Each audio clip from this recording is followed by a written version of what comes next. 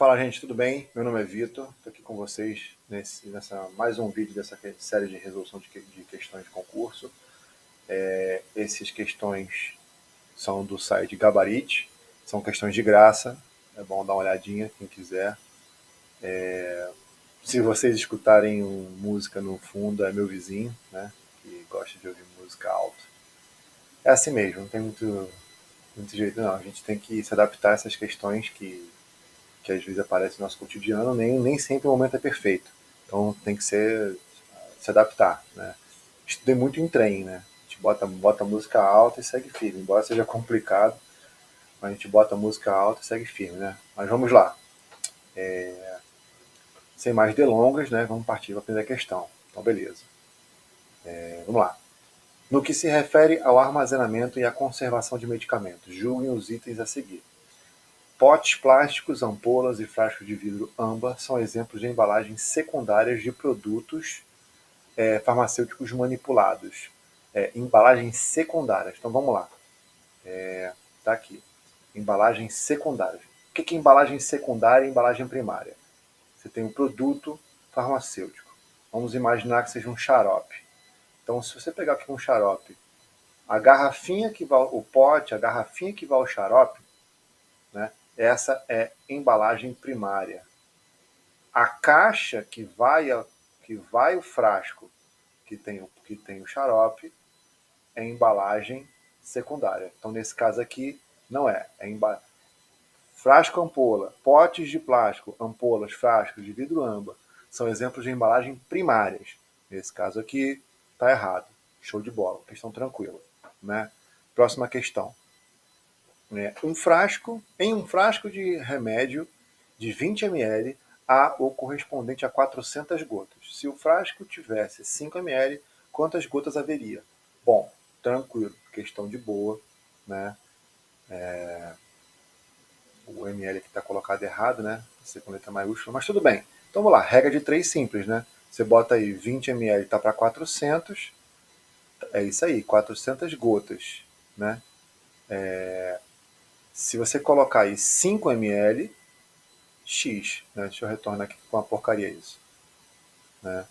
Então beleza, você coloca aqui, agora você tem, se ele tivesse 5 ml, quantas gotas vai ter? X, né?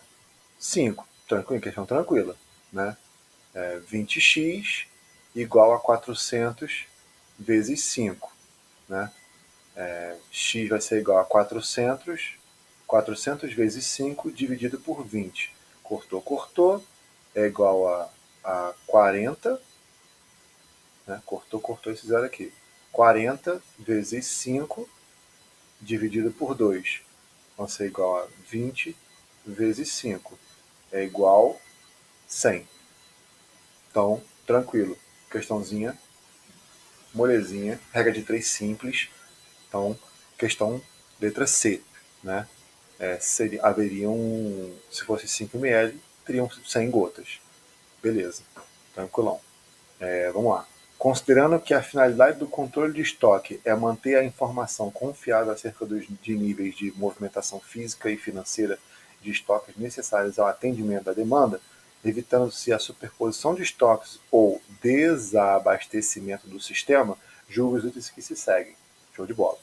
A quantidade mínima a ser mantida em estoque para atender ao consumo médio mensal corresponde ao estoque mínimo em determinado período de tempo enquanto se processa o pedido de compra. Vamos lá. A quantidade mínima a ser mantida em estoque para atender o consumo médio mensal corresponde ao estoque mínimo em determinado período de tempo enquanto se processa o pedido de compra.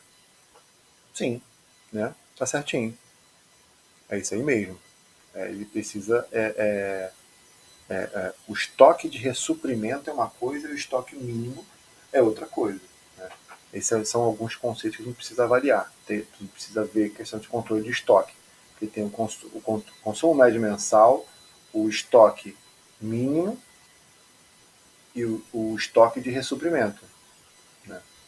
Que aí você tem, embora sejam parecidos, são coisas diferentes. Entendeu? Tem que avaliar com calma. Mas é isso aí. Questãozinha tá certo a afirmativa.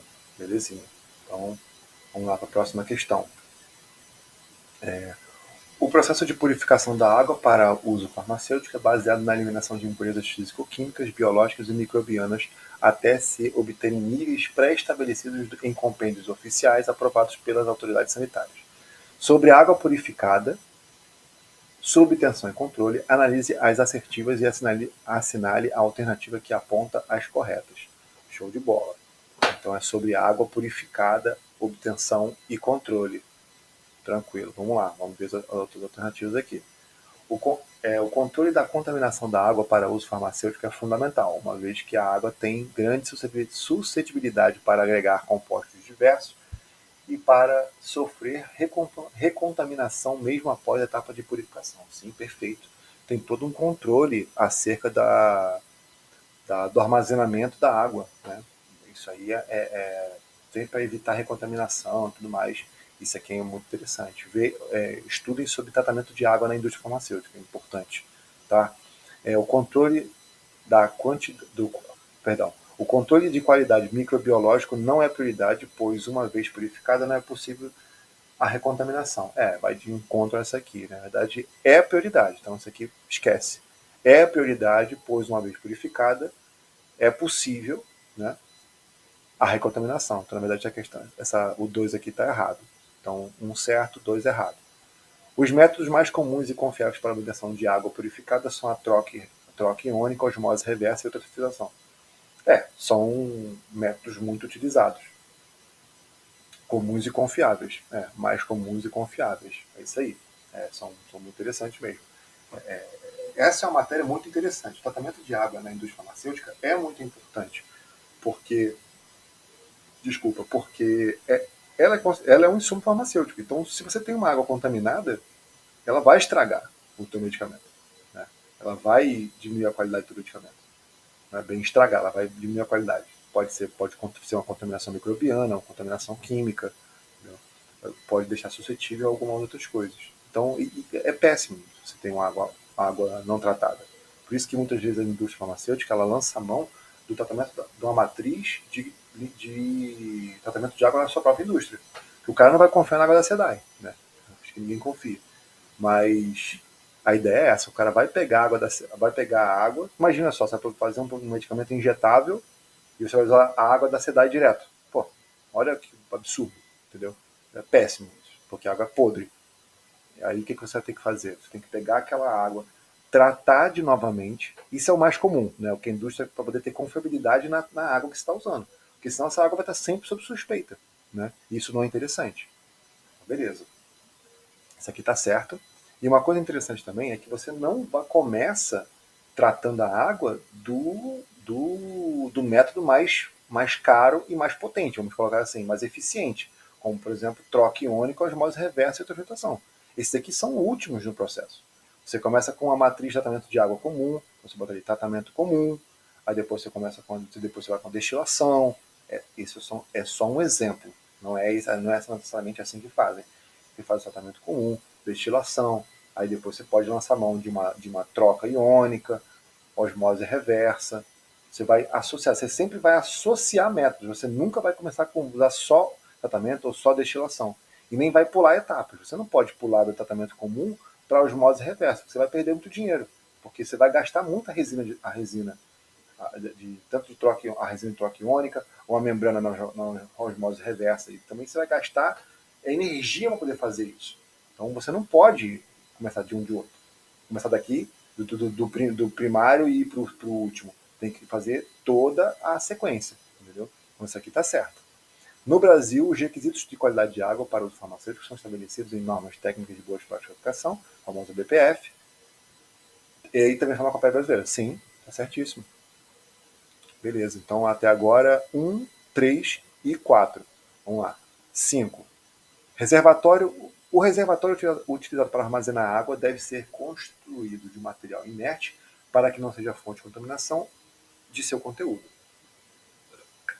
Sim, exatamente. Você tem que ter material inerte. Tem uma série de questões. Tem o metal utilizado, tem que ser um metal diferenciado, não pode ter ranhuras, não pode ter ranhuras profundas, tem que ser um material escovado, tem uma série de questões ali para poder evitar a agregação de colônias, né? Você pode ter aqui no teu cano, você pode ter um cano que você vai ter ali uma colôniazinha sendo armazenada. Então aquilo ali, você vai ter a passagem de água, entendeu? E aquela colônia ali, ela vai desprender células que vai contaminar a sua água e, consequentemente, contaminar o seu medicamento, entendeu? Porque aqui vai dar, no final vai dar isso aqui. Então, a água é muito importante tratar.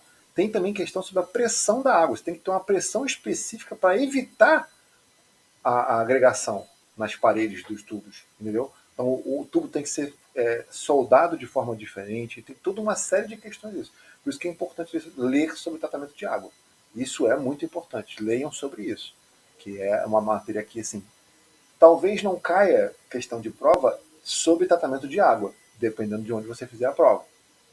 Mas é uma coisa muito interessante porque vai cair eventualmente em questão de prova. Aí você vê uma questão dessa, se o cara dá uma gaguejada aqui nessas questões, o cara pode errar uma questão boba, que está sendo uma questão fácil, né? Então, beleza. Essa aqui está certo. Então, vamos lá. Quais foram as certas? 1, 2 não, 1, 3, 4 e 5. Então, vamos lá. 1, 3, 4 e 5, letra C. Letra C. Belezinha. Tranquilo. Questão boa. Questão boa. Questão fácil. Porém, se a pessoa não está atenta a essa questão do tratamento de água, vai ter problemas. É bom ler sobre isso. É bom ler sobre isso. Vamos lá. Vamos para as próximas questões. A respeito dos princípios gerais de segurança do trabalho, julgue os itens seguintes. Os equipamentos de proteção individual, EPIs, de uso obrigatório para manipulação de medicamentos são os seguintes. Vamos lá. Capela de fluxo laminar, é EPI ou EPC? EPC. Então, vamos lá. EPC. Luva, EPI? EPI. Máscara, EPI. Touca, EPI. Avental, EPI. Óculos, EPI. Protetor de sapato, EPI. Então, beleza. Capela de fluxo laminar. É o único EPC que tem aqui. Então, nesse caso aqui, não são todos EPIs. Então, tá errada essa questão aqui, né? Então, beleza.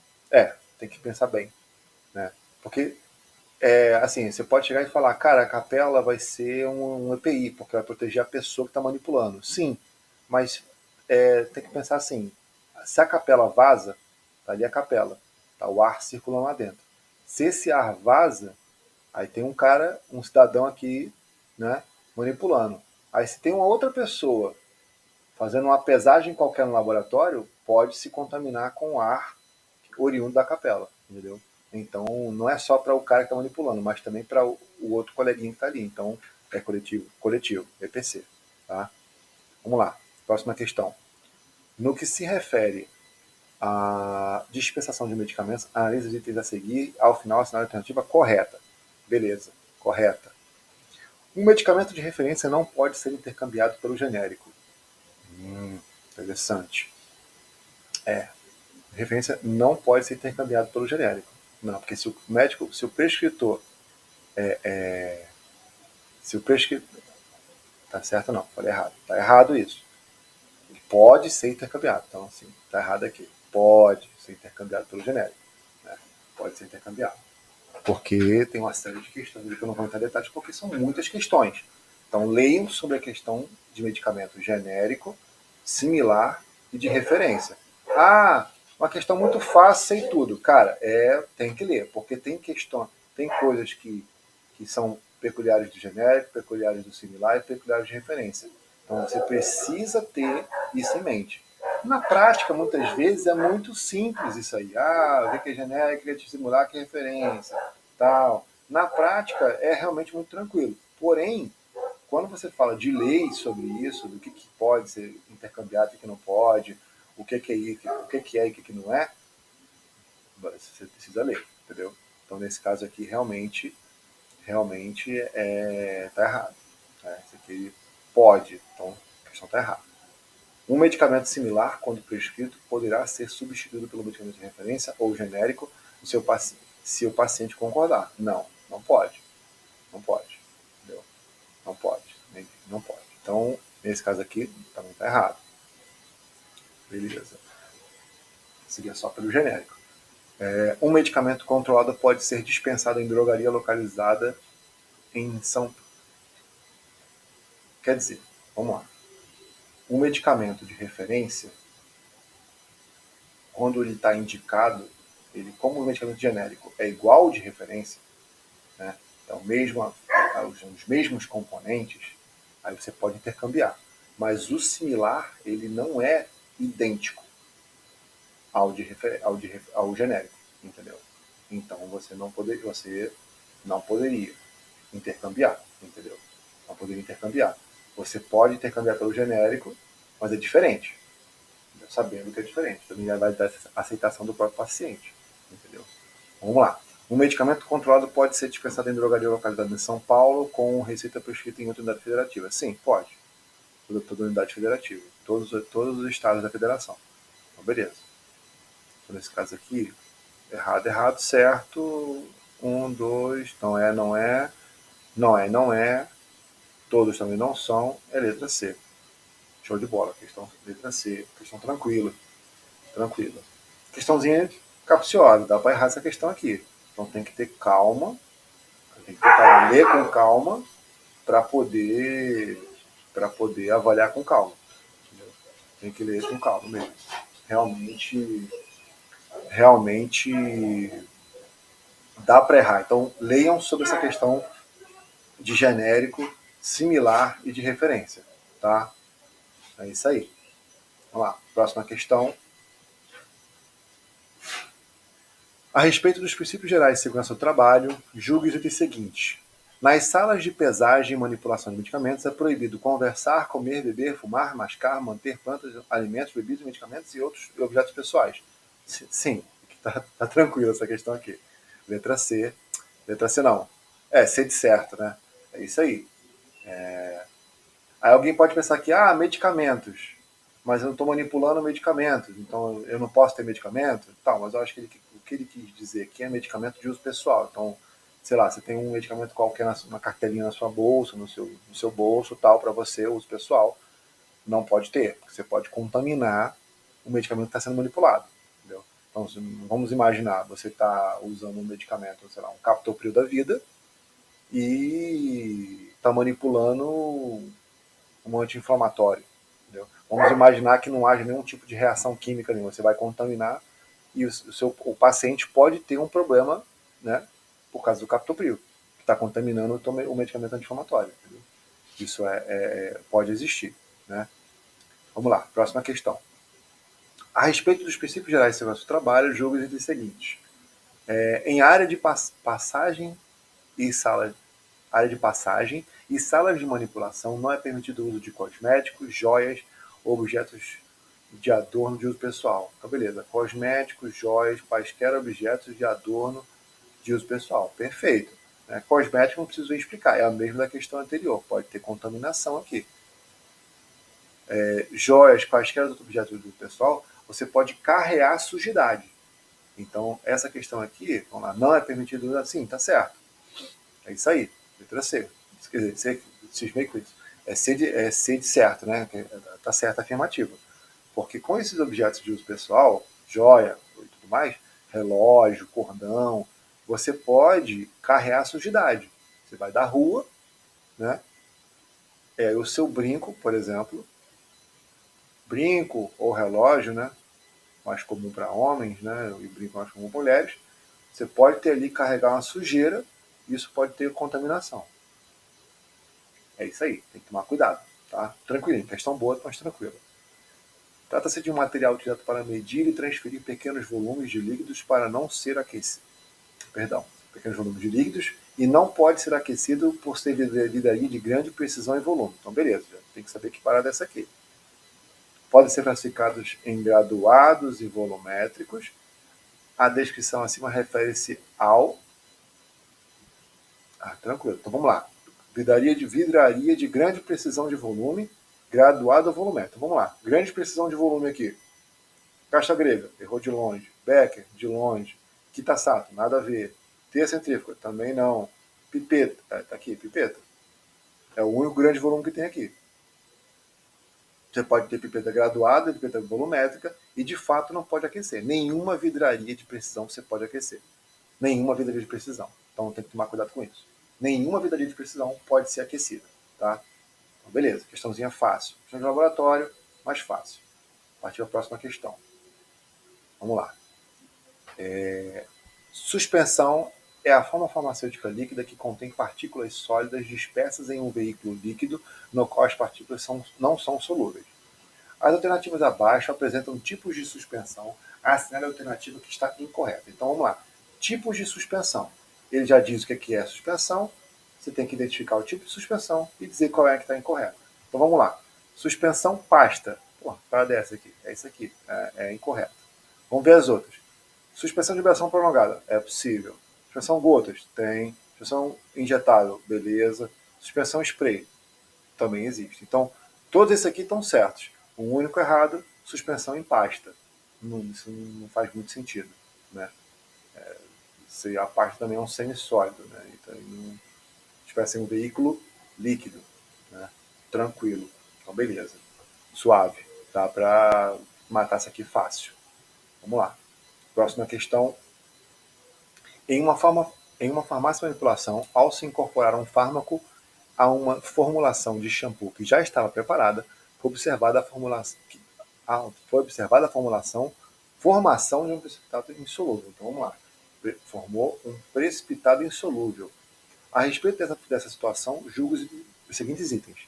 Para evitar o problema em questão, bastaria que a formulação tivesse sido filtrada antes do invase na embalagem final. Vamos pensar aqui. Então, vamos lá. Você tem um shampoo já pronto. E aí você vai colocar e formou um sólido insolúvel. Então, tranquilo. Quando você tem uma solução, você vai incorporar ali um pó a uma solução, você vai ter que incorporar de pouquinho em pouquinho, já tamizado, tudo mais. Se ele formou um precipitado insolúvel, tá aqui, precipitado insolúvel, a simples agitação com o tempo faria com que ele se solubilizasse, chegando, né, a uma situação ali que você teria o pó totalmente disperso ali dentro, formando o teu produto. Beleza, tendo essa situação aqui. A outra situação é um precipitado insolúvel que não sai com agitação. Não saindo com agitação, ele não fala sobre isso. Ele fala que teve a formação de um precipitado insolúvel. Então, a gente tem duas situações aqui. Quando você vai colocar um precipitado insolúvel desse aqui, um pó, vai incorporar um pó no shampoo, você não incorpora em grumos, você incorpora em um pozinho bem fino.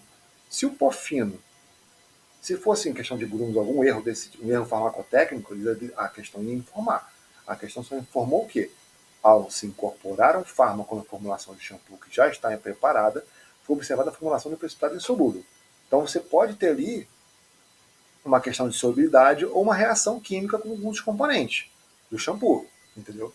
Então ele não faz vegetação ou não. Então esquece isso aqui, esquece isso aqui. Então você tem ali só o teu precipitado insolúvel. Nesse caso, uma simples filtração, como estou dizendo aqui, para evitar um problema em questão, bastaria que a formulação tivesse sido filtrada antes do invase da embalagem final. Não, isso não vai resolver. Não vai resolver. Você filtraria se fosse incorporar uma solução, né?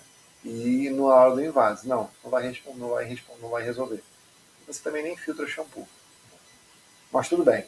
Poderia até se filtrar, né? Mas também não ia resolver. Porque o que parece aqui é que é um problema químico, né? Uma incompatibilidade química aqui, né? Que fez com que ele fosse precipitasse por uma reação química ou uma questão de solubilidade mesmo. Então, nesse caso aqui está errado. Né? A filtração não vai resolver. Tá? É isso aí. Vamos para a próxima questão. Temos aqui. Julgue os próximos itens.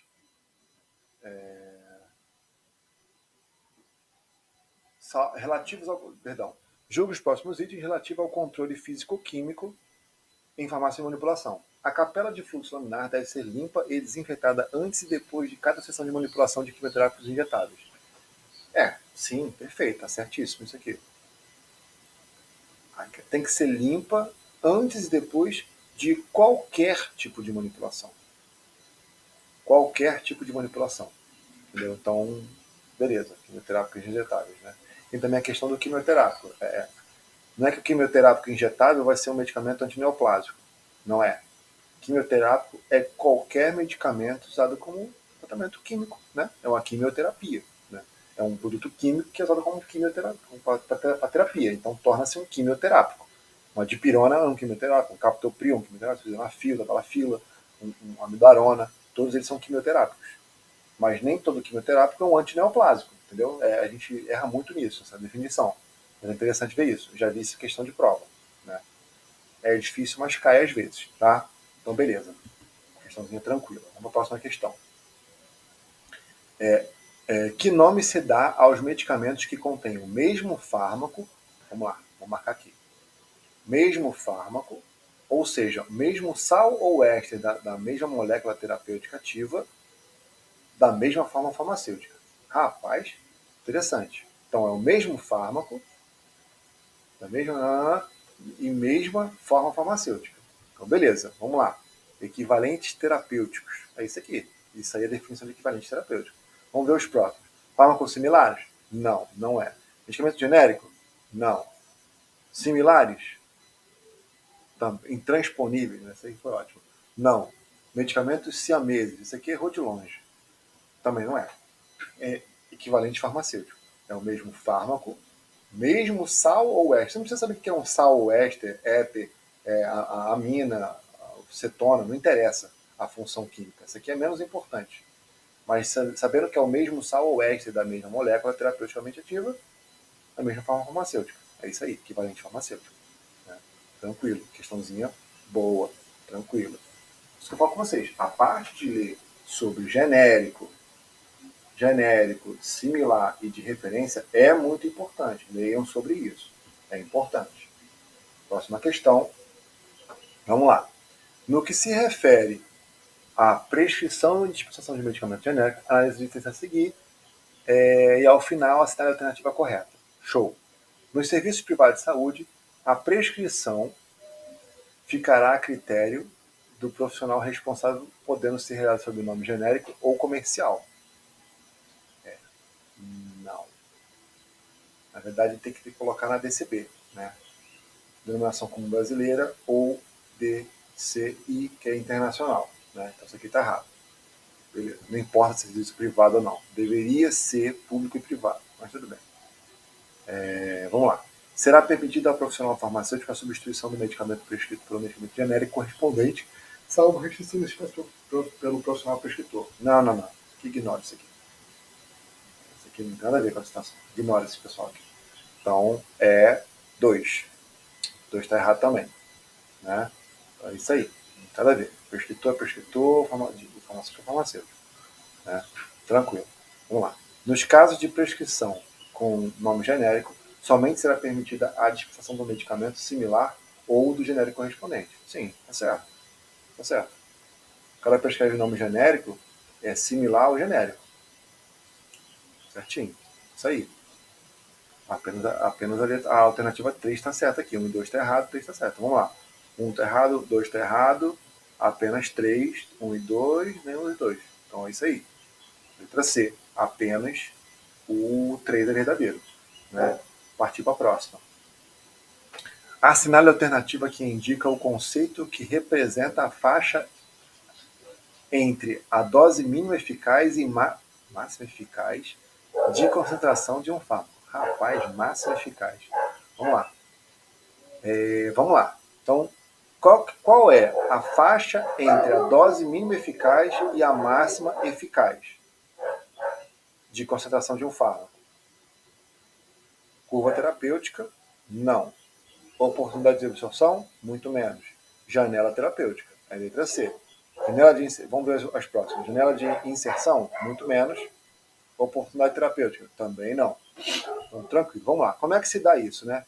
Você tem aqui o gráfico, né, de concentração por tempo. ou dose por tempo, né, porque é diretamente proporcional.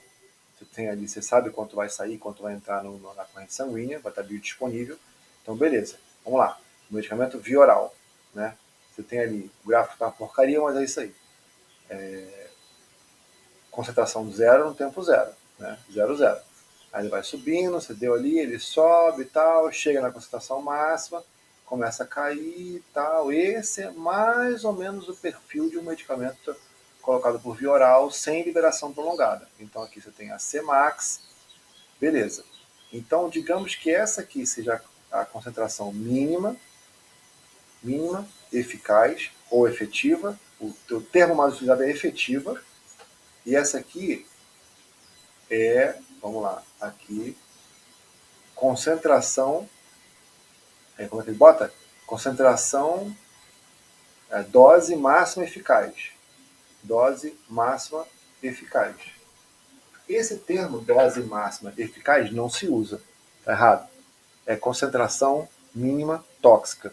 Porque se você parar para pensar, concentração máxima eficaz. Qual é o máximo de eficácia de um medicamento? É complicado você prever isso. Alguns medicamentos vão ter uma cinética de um tipo, cinética de outro tipo, mas mesmo assim, vamos imaginar o caso aqui.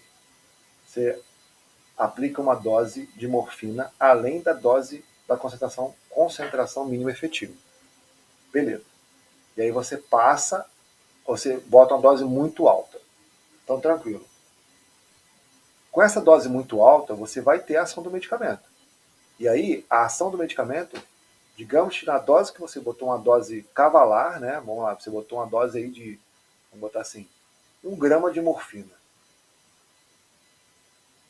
1 grama de morfina injetável no paciente.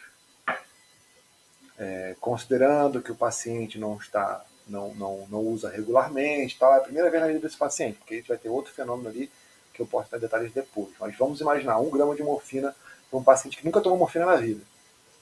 Aí o paciente vai e morre. Tem uma parada cardiorrespiratória, uma interrupção do tônus intestinal e acaba morrendo. Aí eu digo para você, aí você me diz na verdade, ele chegou na concentração, na dose máxima eficaz? Não. Está agindo. Agiu. Ali não é a dose máxima eficaz. Entendeu? Por isso que esse termo não se usa. Porque ele agiu tão bem que matou o paciente. Né? É isso aí, agiu. Tá ótimo. Tá tudo nos conformes. Agora, quando você fala sobre isso, você tem que usar o termo concentração mínima tóxica. Por quê? Porque chega um momento, a gente pensa no medicamento como uma balança. De um lado, o efeito positivo ou desejado. Positivo também é um termo complicado. Você tem que botar desejado. O efeito desejado e o efeito não desejado. Ou efeito adverso. Então, qual o efeito desejado da morfina? Né? Analgesia. Beleza. O cara conseguiu o que? O cara tem uma fratura exposta. Conseguiu tratar a dor daquele paciente naquele momento ali. O cara ficou tranquilo. Beleza. Conseguiu fazer os procedimentos de urgência ou emergência. Tranquilo. Agora, se você não passa, se você excede a dose necessária, você excede muito isso, excede essa janela terapêutica, que está aqui, né? Janela terapêutica, você chega numa dose em que o efeito indesejado, o efeito adverso desse medicamento, excede o efeito desejado. Então acaba que você tem ali um medicamento, o medicamento vai continuar agindo aqui. Ele vai agir. Cada medicamento vai ter uma análise específica sobre o seu gráfico de dose por tempo. Só que o medicamento vai continuar agindo. Pode ser que ele continue agindo. Então, eu digo para você, não é o termo mais indicado, não é o termo usado. O termo usado é concentração mínima tóxica. Aí e qual que seria acima de concentração mínima tóxica? Aí você tem ali dose DL 50, dose DL 100.